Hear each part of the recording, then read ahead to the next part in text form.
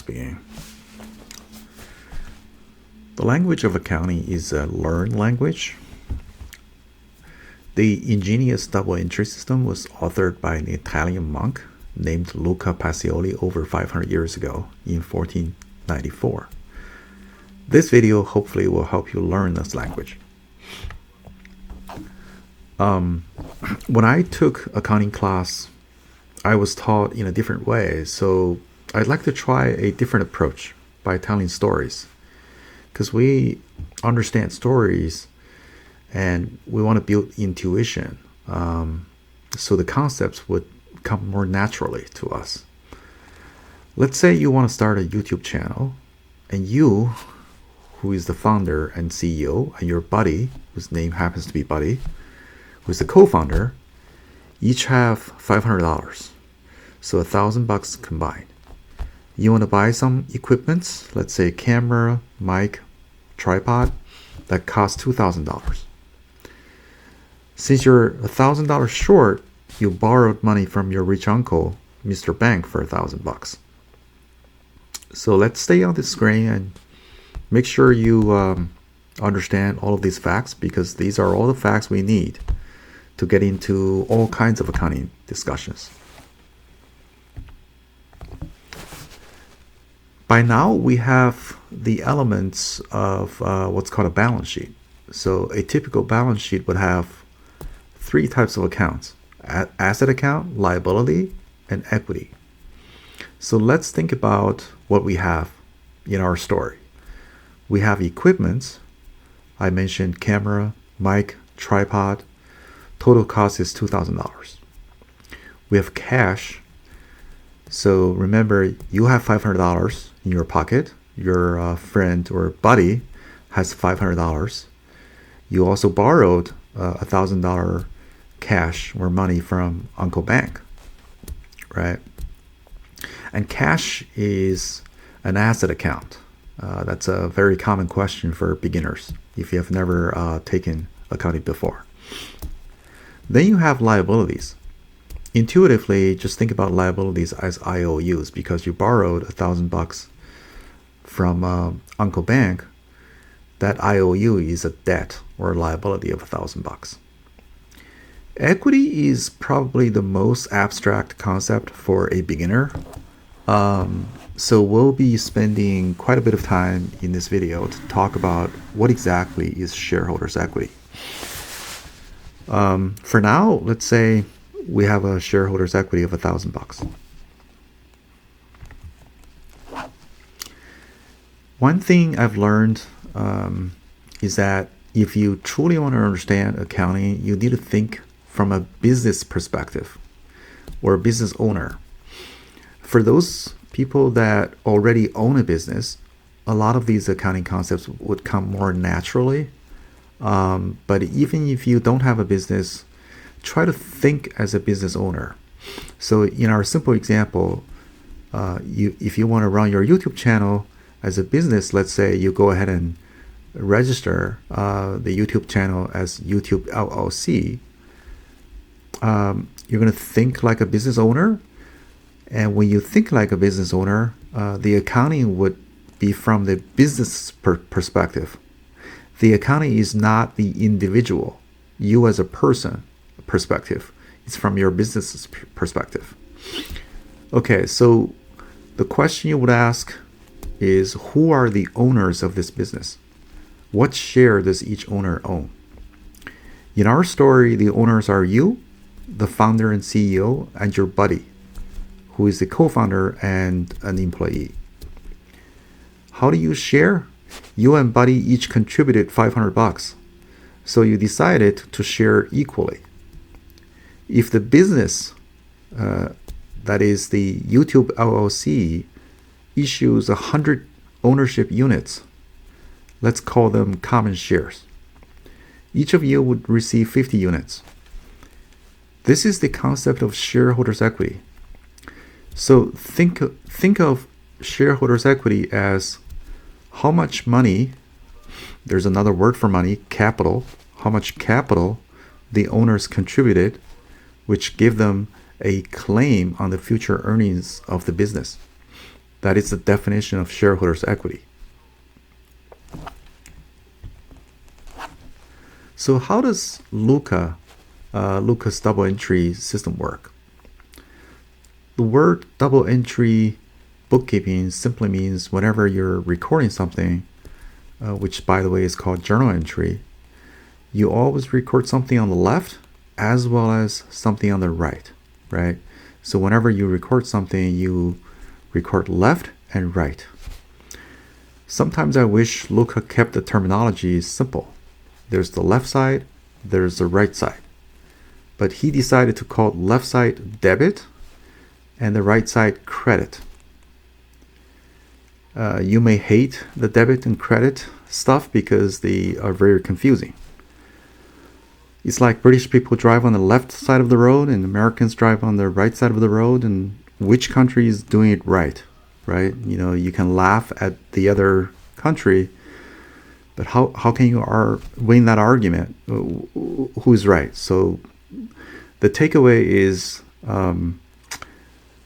debit and credit, left and right, just accept it. Don't overthink, right? I have a tendency to overthink definitions of words because English is a foreign language to me. I learned my ABCs when I was in middle school, learned English as a foreign language, so I always wonder about the definition of each word. Now let's introduce the rules. So I put the rules here. We're going to repeat this rule and practice, over this video. If an asset goes up, or said differently, if there's more of an asset, if asset goes up, if there's an increase in asset, Luca Pacioli said, put it on the left side. Remember, he calls left side the debit side. So when you see a debit to an asset account, that means that there's an increase. For all other accounts, if there's an increase, there's more, if it goes up, put it on the right side. So what are the other accounts? We have introduced so far liability and equity. Both are on the balance sheet. We haven't touched the income statement accounts yet, right? The revenue and expense. So, but in order for you to see the rule in a single place on one page, I just show the expense account and revenue account on this page. But we'll focus on asset, liability, and equity only here for now. So let's practice, right? With enough practice, this debit, credit, left, right side will become like your second nature. It's like a muscle memory. You have to practice enough times so that it just becomes so natural to you. So DR is a shorthand for debit. CR is a shorthand for credit. So based on our simple story, the first entry that we're booking is you and Buddy contributed a total of $1,000 to the business, YouTube LLC. So this is the capital formation entry of a business. So at inception of the entry, this is what you record. Okay. So remember, accounting is from the business perspective. So the business received $1,000 of capital contribution from you and Buddy, right? So the business has an increase or more or up, there's gone up, right? There's more or increase of cash. When you have an increase of cash, which side do you put that increase? Record that increase. Luca said put it on the left-hand side because cash is an asset account. Okay, so put on the left side or the debit side. That's why you record debit. DR again is a shorthand for debit, right? Debit cash. That means you have an increase of cash of $1,000. The business has an increase of $1,000 of cash. On the right-hand side, the right side, Luca calls it the credit side. You record an increase in shareholders' equity of $1,000. Right? So I put a reminder of the rules so that we can, start practicing these rules, right? So there's an increase to equity, and you put it on the right or the credit side. Let's move on. Next is entry number 2. The business borrowed $1,000 from Mr. Bank. Remember, the business needed $2,000 to buy equipment, so owners only contributed $1,000 of cash.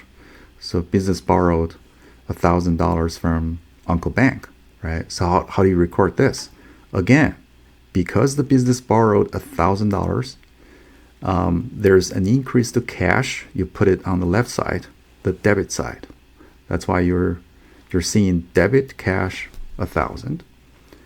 Then, because the business has an IOU, a liability or debt to Uncle Bank, right? That's an increase in liability. When you have an increase to liability or debt, which side do you put that on, right? So try to remember our rules. When you have an increase in liability, you put it on the right-hand side or the credit side. That's the rule. Third entry is the business purchased equipment. Now the business has like a $1,000 from the owners and a $1,000 loan or debt. With $2,000, the business purchased equipment costing $2,000, right? So there's an increase in equipment, which are obviously assets to the business. So you put it on the left side or the debit side for $2,000. Then because the business used cash to purchase the equipment, you have a reduction of cash where the cash asset has decreased. How to reflect that decrease in cash asset? You put it on the right-hand side, which is called the credit side, right? So that's why you're booking a credit to cash of $2,000. I put a bullet there to say, hey, let's remind ourselves of the rules because we're practicing, we're still trying to learn this, right? Increase to equipment or an asset is a debit, decrease to an asset, cash is a credit, right? So let's go on. Now we've set things up for our business. So from the business perspective, owners contributed capital, the business borrowed money, and business has invested in equipment necessary for operations. So the business is ready for operations. If we prepare a balance sheet, before we get into the operations, i.e., we start making videos and post them on YouTube, the balance sheet at this point in time, at the formation, at the beginning of this business, looks like this. So this is the structure of a business balance sheet, right? You start from the assets. Under assets, you have the specifics, right? Cash is 0 because remember the 500 plus 1,000 are all spent on the purchase of equipment. That's why I'm showing you cash of 0. Then you have equipment of $2,000. This is the purchase cost of those equipment, right? Then the business has an IOU or debt of 1,000, which is shown as a liability. Then we've already explained what shareholders' equity means, right? Of 1,000. That's the money contribution or capital contribution coming from the owners, you and your friend, Buddy. Oftentimes people talk about this basic accounting equation, right? We've seen it on the previous slide. Asset minus liability equals equity. So let's think about what this equation means, right? In our story, the business has $2,000 of operating assets, the equipment. The business owes a debt of 1,000, and share owners of that business contributed capital of 1,000, right? There are two groups of people who have a claim on the future earnings of this business. First is the debt holder. Who is the debt holder in our story? It's Uncle Bank, because Uncle Bank lent money to the business, and that debt must be repaid. So Uncle Bank or Mr. Bank definitely has a claim on the future earnings of the business. And then what's left over after that debt is repaid? The leftover or the residual is the typical word that people use, right? The residual will be shared between you and Buddy, because you and Buddy are the equity holders. The equity holders versus the debt holder, Uncle Bank, right? You're the equity holder. Equity holder would have the residual benefit of the business. So to continue our story, let's start introducing income statement concepts, right? Assume YouTube LLC achieved success in year 1. So you and Buddy worked very hard.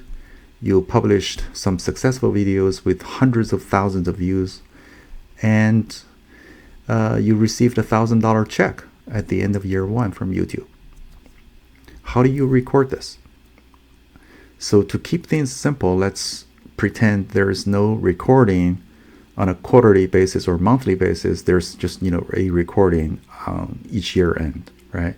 So at the end of year 1, because you received $1,000 check from YouTube, the business, remember, it's always from the business perspective, right? The business has an increase of cash of 1,000. You put it on the left hand side, so you debit cash, and the business will record an increase in revenue, which is called on the right hand side. The right side is called the credit, right? So you credit revenue. When you credit revenue, that means the business has an increase of revenue of 1,000. That's how you book an increase to revenue, right? We're introducing revenue and expense now. Expense is a little more involved, right? So what kind of expenses did YouTube LLC incur during year 1? Typically, in our very simplistic example, there are 3 types of expenses. There's the depreciation expense, there's the interest expense on that debt, and there's tax expense, right? So let's go through them. The first expense is assuming that the equipment, the camera, the tripod, mic, have a useful life of 5 years. So we must record depreciation expense, right? Remember, the total cost of all of those equipments are $2,000. So divided by 5 years of useful life, each year, that's $400, right? So you record depreciation expense. And here we're practicing the rule we introduced a little earlier, right? So when you have an increase in expense, which side do you put that on? You put an increase of expense on the left side, the debit side. What's interesting in that entry shown on the screen is the credit side, instead of crediting, were put on the right hand side, where credit means right hand side. Instead of crediting equipment that account directly, we're actually crediting a separate account that's called accumulated depreciation.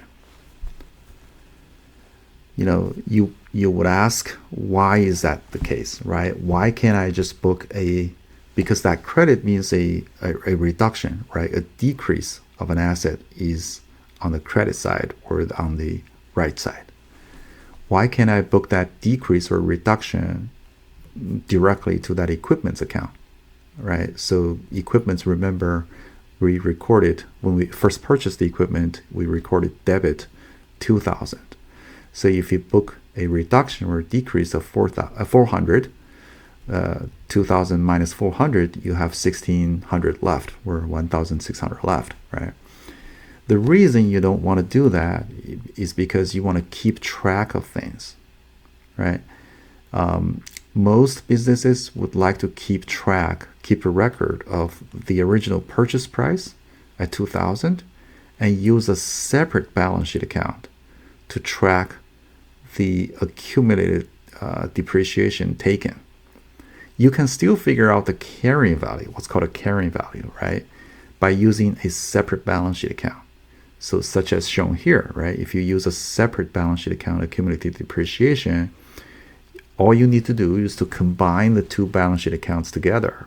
The first balance sheet account is the equipment, which you're keeping track of the original purchase price of a 2000. Then you subtract it by this second balance sheet account, which records the cumulative depreciation you're taking.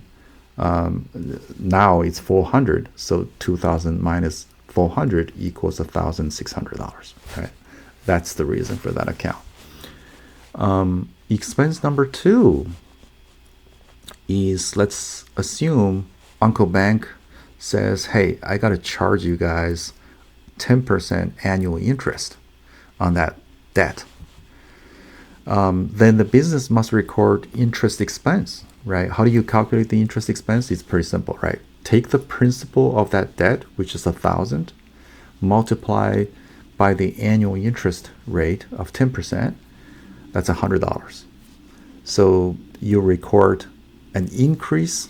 Remember, right? The increase to an expense account, or interest expense in this case, that's on the left side, or the debit side.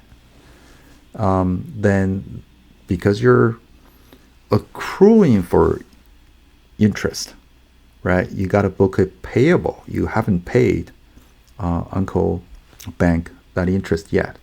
So you have an increase in payable or a liability. When you have an increase in liability, you put it on the right side, the credit side. That is why you're seeing a credit to interest payable, right? So we're going to ignore tax for simplicity here. So that's all the expenses we book. Now let's take a pause and repeat the rules again, right? Practice makes perfect. You got to practice this enough times. So this left side, right side, or debit, credit will become your muscle memory, or second nature to you, right? So if there's an increase to an asset account, expense account, record on the left side or the debit side. If there's an increase to a liability, to equity, to revenue accounts, record on the right or the credit side. Okay. So because we're at the end of year 1, we can prepare a income statement. I've gone through all of these numbers. Revenues, remember, we received a check from YouTube of $1,000. That's our revenue, right? I've mentioned we have 2 expenses here. One is depreciation expense. That is the total cost of equipment, 2,000 divided by used for years of 5. That's $400. And because Mr. Bank charges us 10% annual interest on that debt, so $1,000 multiplied by 10% is $100, right? So interest expense. So now you can calculate what's called net income, or often people use the word earnings, right? The earnings of this business at year end, year 1, is 500. The math is shown on the screen, right? It's very straightforward. Revenue minus expenses. So here I'd like to just make it real, right?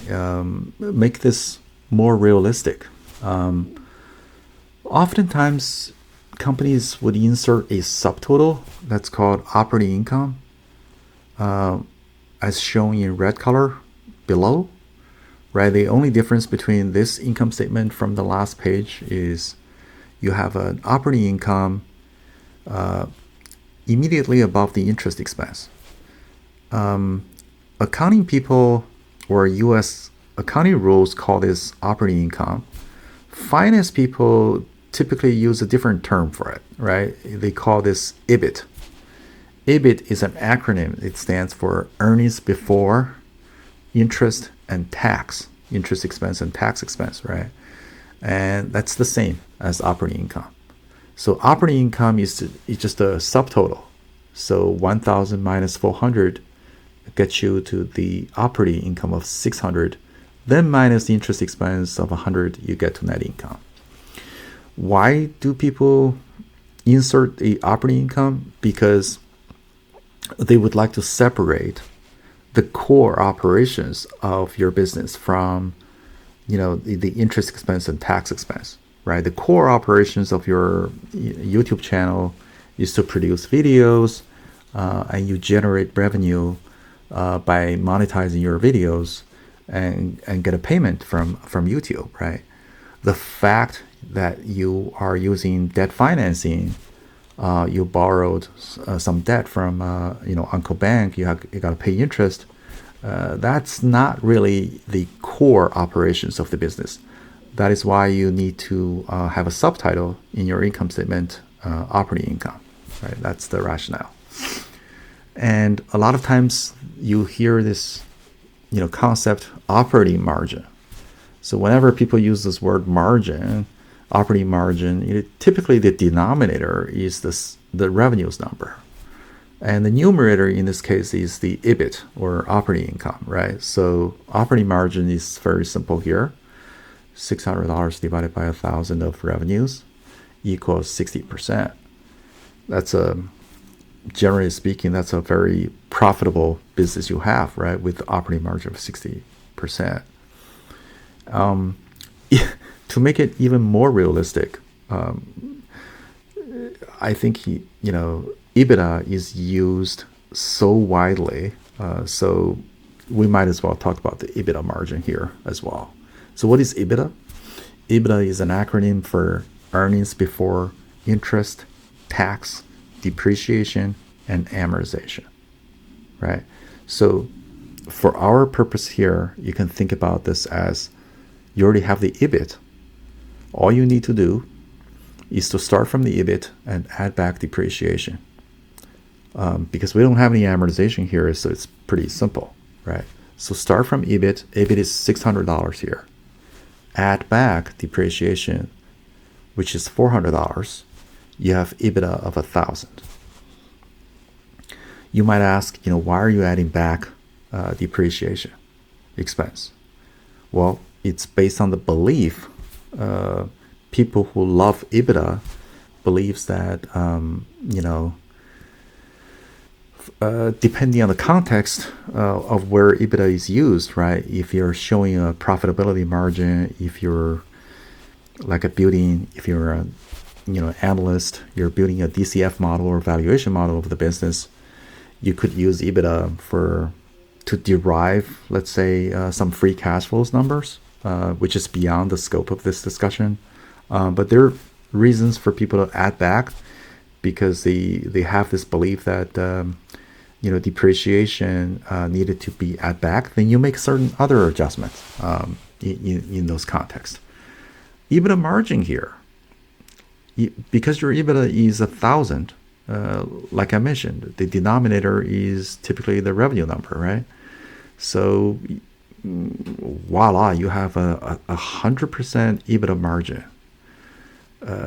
Just how awesome is that? You just started this new YouTube channel. You have an EBITDA margin, which is the favorite profitability measure of Wall Street. You're at 100%. Maybe you should start talking to venture capitalists and get a valuation for your business.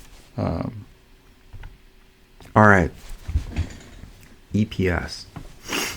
So what's the EPS of this business at the end of year one? EPS stands for earnings per share. Remember, YouTube LLC issued 100 units of common shares to you and Buddy because you're the owners, you contributed capital, you formed that business, LLC. Each of you holds 50 units.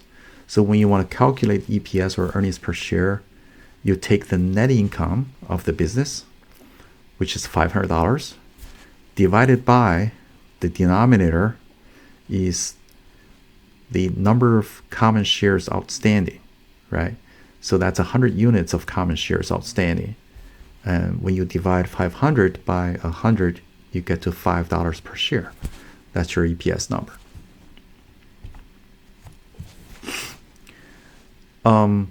There's a very important concept if you want to learn this part of the accounting. There's a very close connection between the income statement and balance sheet. So in our example, because at the end of year one, there's a $500 net income in the income statement. When the accountant is working on the financial statements, at the end of year one or at the beginning of year two, right, which is why I put 1 year two on the screen, the accountant will be moving that $500 net income from the income statement to the balance sheet, or more specifically to that bottom section of the balance sheet that's called shareholders' equity, right? So you move the net income from income statement to the balance sheet so that your shareholders' equity will increase by $500, right? And that $500 is your earnings. Now, your shareholders' equity is at $1,500. Remember, it was $1,000, right? The capital contribution from you and Buddy. Now, thanks to the earnings or net income of year one, the business's total shareholders' equity has grown by $500. That's coming from the income statement. So on the balance sheet, you will see your equity have grown. The equity section has grown to $1,500. So how does shareholders' equity grow over time? We've already covered this, right? Equity grows over time by adding net income or earnings from income statement to the balance sheet.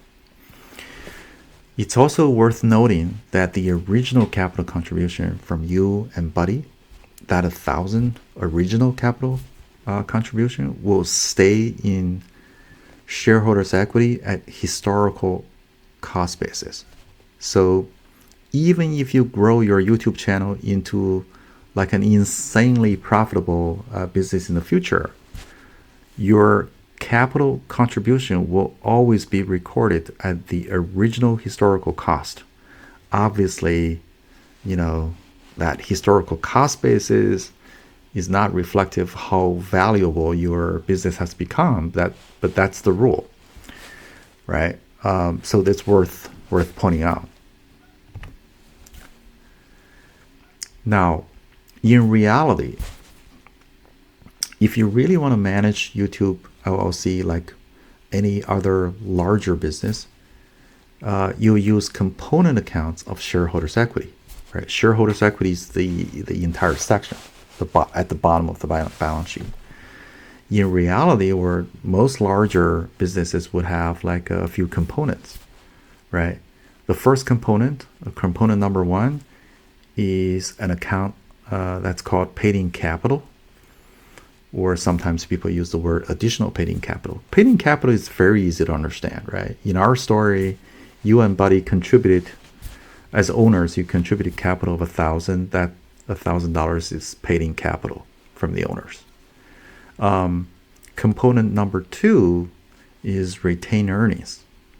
That is the $500 coming from the income statement, or the earnings or net income of the business earned in year one. So we'll talk about this in the following slides.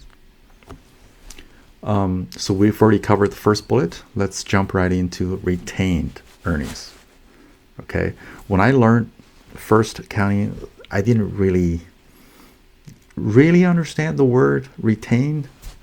Now here's my way of explaining what retained means in retained earnings, right? We already know earnings is $500 or year one's net income. As the CEO of YouTube LLC, it's your job to decide what to do with that $500 of earnings. And the job responsibility of you, the CEO, is often referred to as capital allocation. Okay, Warren Buffett loves talking about the CEO's responsibility, the job responsibility of capital allocation. He's the master of making capital allocation decisions, right? So generally speaking, the CEO has a few choices. What do you do with that $500, right? You can, one, retain that earnings in the business to grow the business. Two, you can decide to pay dividends to shareholders. Let's say pay dividends to you and Buddy. Three, this is a future scenario, right? When your business becomes larger and larger, you may have enough money to decide you want to acquire your sister's YouTube channel, right? Which is a business. And that action is referred to as a business acquisition or a business combination, right? So, but the story or the point is, as a CEO, those are the choices you face.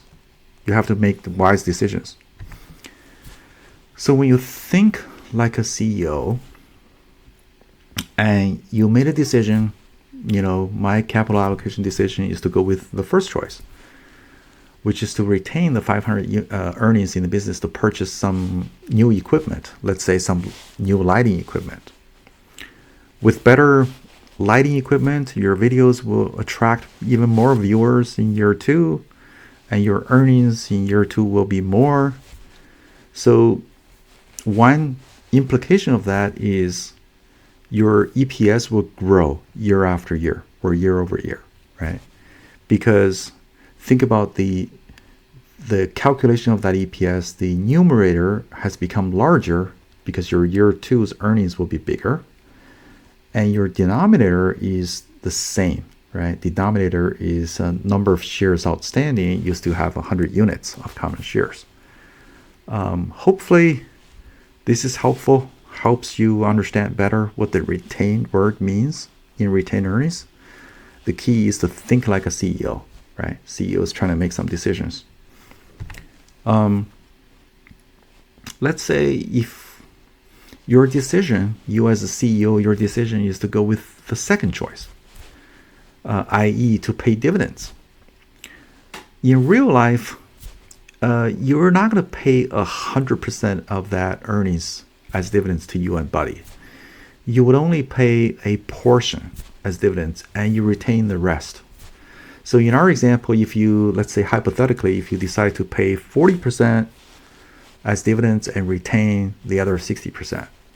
So if you start with the $500 of earnings or net income, multiply by 40%, you get a number $200. The $200 is paid out as dividends to you and Buddy. And because you and Buddy decided, remember, at the formation of your business, you decided to share equally, right? So each of you would get $100 of that $200 of dividend payments paid out of the business.